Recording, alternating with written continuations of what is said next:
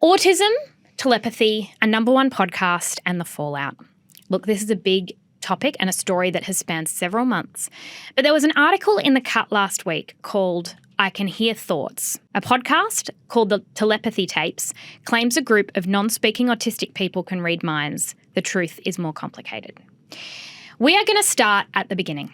You might remember that at the end of last year, particularly over the summer holidays, a podcast called the Telepathy Tapes went viral. I heard about it from Outlouders. Yes, me too, actually. And it was hosted by documentary filmmaker Kai Dickens, and the series explored the theory that children with non-speaking autism were communicating with their parents telepathically. Hear me out, because I listened to this podcast at the time and found parts of it really compelling. So it begins by saying, Kai Dickens says, for decades, a very specific group of people have been claiming telepathy is happening. Nobody has believed them. Nobody has listened to them. But on this podcast, we do. And in the same way that when someone is blind, their other senses heighten, like they might have a very good sense of smell. Yes, exactly right. And that's called sensory compensation. The idea was that kids with non-speaking autism could, in some cases, read the minds of their parents or teachers. And this was uncovered in the podcast through a process called spelling. I had never heard of this before. It is a two-way communication system whereby the non-speaking child points to letters on a board and is guided by a parent, and that makes out words and sometimes sentences. Because the parent is holding the child's hand, or the child is holding the parent's hand and guiding them. And guiding them, exactly right. And listening to it blew my mind. I am open to this stuff. There were some amazing cases of a parent opening a book or reading a passage and the child being able to make out what was in the book. Again, this is not a visual medium, it's audio. So in the audio sense, I was going, this is pretty convincing. Yeah, so the podcaster, the host, did a whole lot of experiments. Which she took the audience through in graphic detail, and they were quite repetitive. So she came in with a fairly cynical mindset, and it wasn't all just spelling. Some of it was they'd put up a screen and they'd show the mother a word or something, and then the child on the other side of the screen, without having any contact with the mother, would have to write down or whatever what that word was. Exactly. And the level of accuracy was very high in many of these cases. So the podcast grew and grew, and now it has amassed more than 15 million downloads. But with that popularity came a lot of criticism. There was a lot that Dickens hadn't included. For example, the spelling method has been routinely disproven, and that is because if your hand is placed on especially if it's a parent and a non-speaking autistic child, there's unconscious cues, literally unconscious. They have no idea that they're making them, but they can cue that, oh yeah, you're getting the word dog right.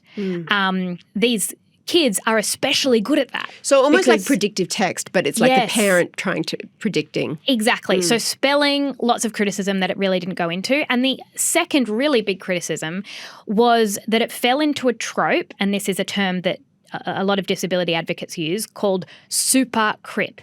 And it is a term that describes a tendency we have to present a disabled person as having extraordinary or magical abilities that makes them worthwhile. So think like Rain Man.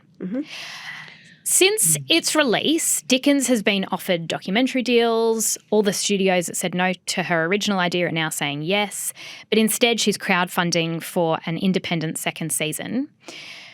So there's magic, spirituality, the metaphysical, whatever you want to call it. Are these conversations worth having, or can they do more harm than good? Holly. It's so complicated, because one of the things that really comes through both in the podcast and in the writing about the podcast when they're talking about these families is that these are very often parents who are in impossibly difficult circumstances. It is incredibly difficult work to be looking after a child with severe disabilities and nonverbal, occasionally, sometimes violent, very difficult to predict, control. A lot of the ideas of, the the milestones and the life that you might have had together is derailed. And carers, they're being asked every day to be entirely selfless, like entirely selfless. And the intensity often of that bond between the carer and the child, to your point, Jessie, about whether or not the spelling, it's not intentional, but there is almost a telepathy between those two is not surprising either. So the idea that the parents are the ones who've been saying, there's something special about my child and people need to understand it. There's something otherworldly about my child. We can communicate in ways that you don't understand. I have a lot of empathy and sympathy for, right? Because the general able world looks at people with very severe disability and does like to be really brutal about it. They question, what's the point of that? Yeah. You know what I mean? To your point before about the problem with the magical myth is that somehow we need to be validating why people are special or why people are interesting or why people even deign to exist, and matter. So I have so much sympathy for that.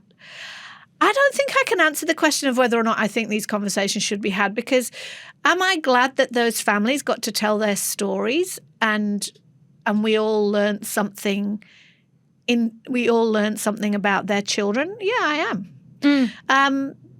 So I don't know that I think it's entirely regrettable, but then I'm not informed enough about the other side of this conversation to be able to say, oh yes, it's definitely damaging. There was a quote in I think it was actually in the podcast, but it's in the Cut article where a mother says, I was asking myself, was he even in there?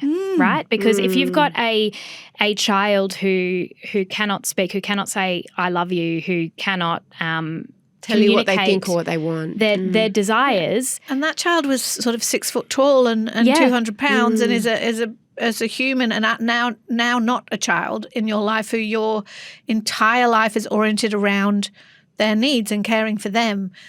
She knows him better than anyone in the world. Yeah, and I have no doubt that they have a method of understanding maybe you or I couldn't understand, and I think there's space for that. There are things that you can't explain, bonds between parents and children or between siblings or between twins.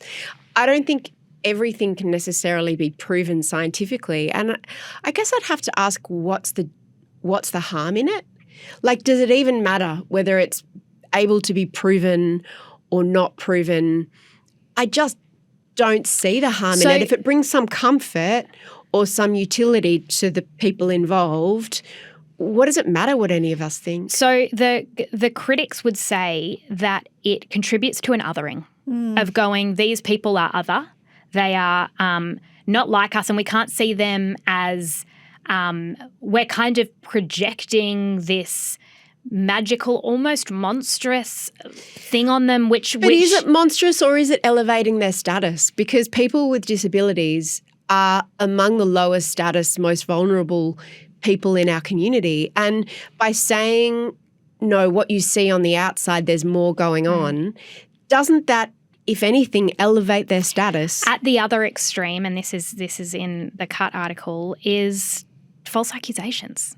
Like they've had instances of spelling where they believe that they have elicited some sort of disclosure about an allegation that they've then gone, has this been reinforced by the person who is helping them spell?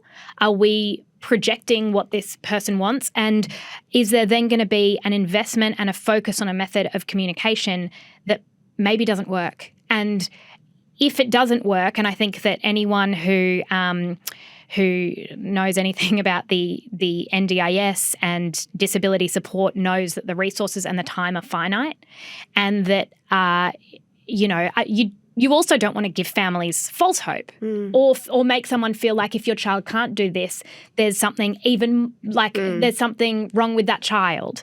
And so I can sort of see that. But listening to these parents, I thought there are, in terms of status and who we listen to, do we listen to anyone less than the parent of a child with autism? We don't afford them a platform And there would be moments, there would be so much that we can learn about humanity and connection through these people that has otherwise been totally erased. And I do think that if you are non-speaking, your brain would be working differently in a way that I find absolutely fascinating. And I wished when I was, listening to all of this, I wish that my grandmother was around, who raised a child with a disability and then a grandchild, and had the most remarkable relationships with both of them. And I can see with my cousin, I can see how the world sees him as someone with an intellectual disability who can't read or write, can't write his own name. There are things he can do that I will never be able to do. And, sometimes we laugh about being able to recite an entire train line. He can get on a train and end up exactly where, like sense of direction, that sort of stuff. And I think people who love people with disabilities want the world to know about that.